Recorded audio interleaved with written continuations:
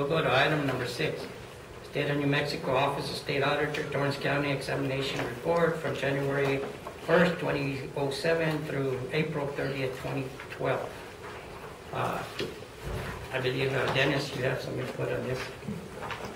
Mr. Chairman, let me go first because I placed this item on the agenda. I want to say that I treat this matter very seriously.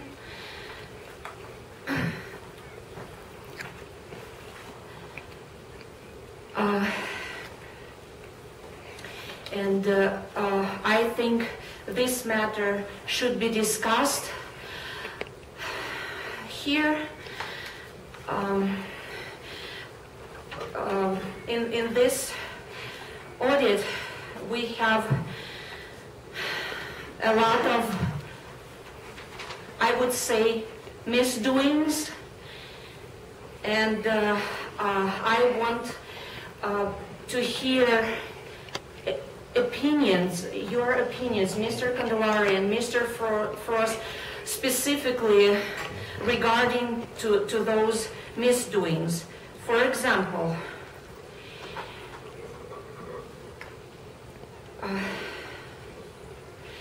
we discovered 2 projects in which CCA Construction used subcontractors and appears to have overcharged the county by marking up the cost of goods and services provided by the subcontractors.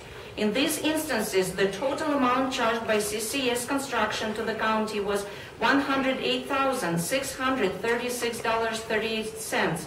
However, the total amount charged by the subcontractors to CCA Construction was only $29,490. It is one of the examples here. Another. Excuse me.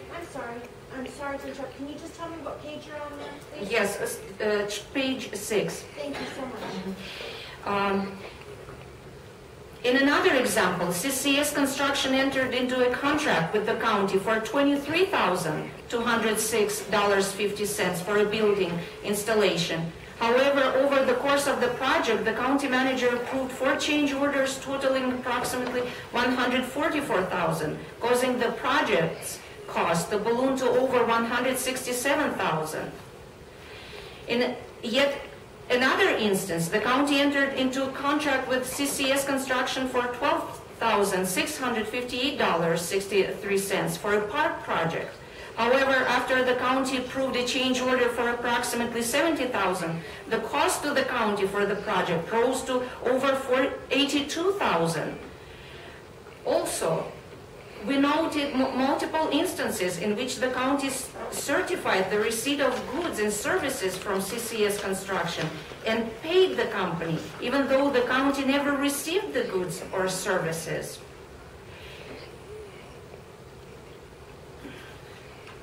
In one case, the county appeared to pay CCS Construction for a soil test that another vendor had previously performed. Similarly, CCS Construction invoiced the county for a planning and zoning permit, and the county paid the invoice. However, we found the county had previously paid for and obtained the same permit. For another project, the county was charged twice for the installation of parking curbs, but paid CCS Construction the full amount of the invoices. Unfortunately, for all of these instances, the Office of State Auditor was unable to determine how much the county paid for goods or services not received due to the vagueness of the invoices submitted by CCS Construction. Finally, for certain projects, we found the county violated state law by failing to require CCS Construction to deliver performance and payment bonds on certain public works projects, and by failing to ensure that CCS Construction registered with the Labor Relations Division of New Mexico Workforce Solutions Department. Under state law, the county should not have awarded these public works projects to CCS Construction due to the company's non-compliance. And these are only a few instances where laws and rules were violated. And I believe this report, and I don't have any reasons not to. I received a letter from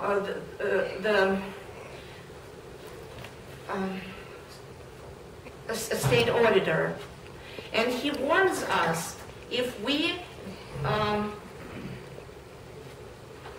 don't do what we have to do about this, we will be placed on at risk list.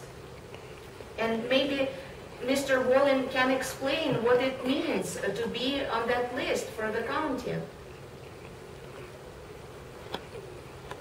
Oh, you asked me to do so. Well, let me preface the statement by saying that I've been working with the county purchasing office, that the county takes the auditor's report very seriously. That there are some issues with the report that we think probably because of the way the audit arose and the fact that the Attorney General's office had filed charges, that the state auditor's office didn't get all of the information that they needed, and for example, didn't speak to everybody that had information with regard to this. So we take their report very seriously. We've been working over the past week to prepare a response to the state auditor, to provide them with further information. I can also say that, we do want to inform the state auditor. And by the way, this report was not critical solely of the county manager. This report was critical of the county purchasing office in general and commissioners that served on this board from 2008 through 2012. So, and department heads who were charged with the review of construction projects that were within their department. So it's a report that was 3 years in the making. We're trying to get a cogent response to it in a week. That's not easy to do. We do feel like they missed out on a lot of information. We do feel like the county purchasing office feels like that they had controls in place, that those controls were valid and had been used by the county for years.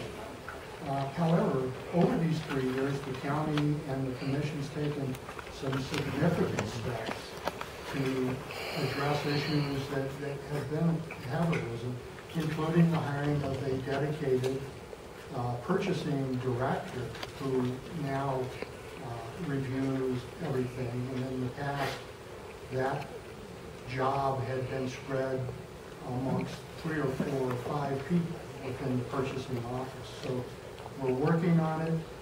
We take it seriously. They've made some points that we think are valid points that should be addressed, and we're trying to address them. I can tell you that in the last 6 or 7 years, since mid-2007 and early 2008, that the county purchasing office has taken huge steps in addressing the way the county handles purchasing. And we're continuing to go forward. And our intent is to work with the state auditor's office and make sure that they, one, fully understand how the county did operate in purchasing, and 2, that they have all the information, and 3, that we accept their recommendations and we'll take constructive criticism any day. And that's been our intent in responding to this. So I would point out to you that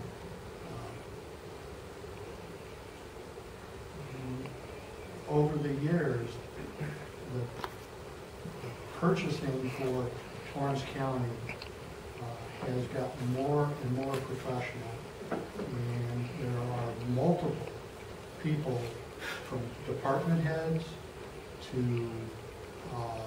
the county purchasing officer at that time, who was not the deputy county manager. That's a misstatement by the auditor's office. The deputy county manager never was vested with or charged with the job of handling procurement. That was the assistant county manager at the time, back in 2000, who subsequently became the comptroller. And so the comptroller looks at purchasing, other people in the purchasing office look at it, and then it goes to the county treasurer's office to verify that funds are available, and then it comes back through, and multiple eyes always have looked at these matters. And we want to make sure the auditor understands it. But we also believe strongly that by hiring a dedicated purchasing director, that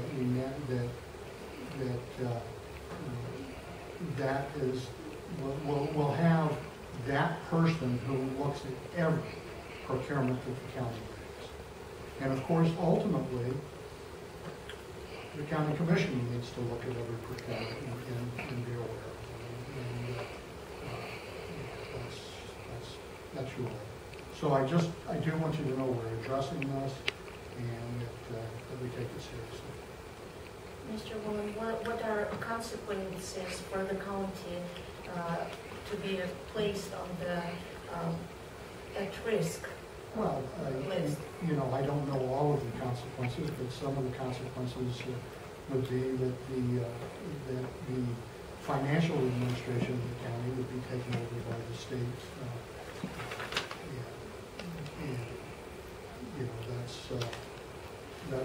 That's probably the most drastic of all the consequences.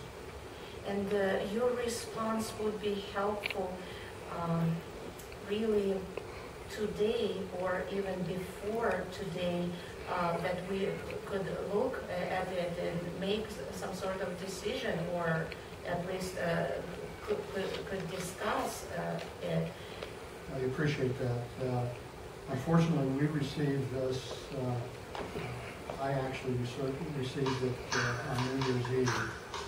When I left town New Year's Eve, visiting my daughter out of the country, got back and I've been charged with meeting with department heads and the purchasing office personnel and responding to a report that took 3 years to draft in 1 week. And I just, while I've made a lot of progress, I just haven't gotten it done. I'm trying. Can you say right now that these numbers are incorrect? I think that they are lacking significant information. And I think that there has never been in any, whether it was the AG's investigation or the state auditor's investigation, any indication that there was any county money not accounted for, or that the county did not get the services that they paid for. That has never been said. I take this report as being critical of our purchasing policy, and they're saying that we need to tighten it up, and we have taken steps to do that. I have another question. We will have a closed meeting session discussing, I can say, personnel matter regarding to the county manager. Yeah, that's on the agenda. Should we can place the discussion, the same discussion, on another agenda, next agenda, when your report is ready? Absolutely. Absolutely. You can place it on the agenda as often as you want. Okay. Will your report be ready for the next meeting? It'll be ready this week. Okay. Absolutely. I'll get copies to all of them. Commissioner Frost? I don't have anything to add to it at this time. I don't either. Just we'll do what we need to do. send our answer up, and we have no control over what they're going to decide, and all we can do is follow the process. Mr. Commissioner, I did speak with Mr. Keller, the state auditor, and he was of the opinion that they had things to offer to help in the way things are done. And I was very encouraged by his attitude and what he had to say.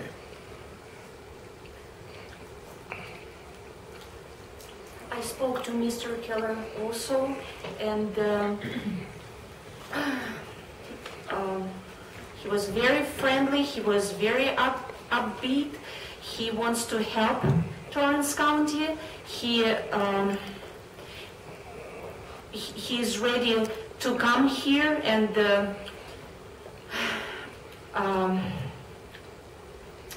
address this issue. And he is ready to do that for the next meeting, even. How should we do that? How it should be done? It should be done formally, or what should we do about that? How can we invite him to that meeting? Well, I'll be reaching out. I will be providing, subject to the review of the purchasing office, a copy of our response to the state auditor. And then I will, if you would like, my intent is to